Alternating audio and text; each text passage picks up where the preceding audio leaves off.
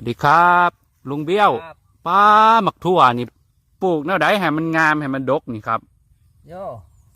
ผมก็ปลูกขุดหลุมขุดเป็นร่องแล้วก็ใส่ปูนขาวด้วยนี่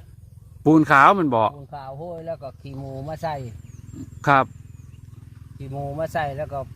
เน็บในมัน ครับ บัดมันใหญ่ขึ้นมาแล้วก็ ให้อันต้นมันนี่ เลื่อยแนวใดนะมันเลื่อยควรเข็มนาฬิกา ครับ อ๋อมันสิเลื่อยแนวนั้นเนาะ สิเลื่อยในนั้น หมักถั่วฟักยาวเฮานี่เนาะครับเนาะถ้าจับให้มันตามเข็มนาฬิกามันสิบ่ไปแมันบ่ ครับ อ๋อเฮาต้องจับมันถูกทาง ครับ อ๋อครับ บัด ครับ มันขึ้นไปแล้วก็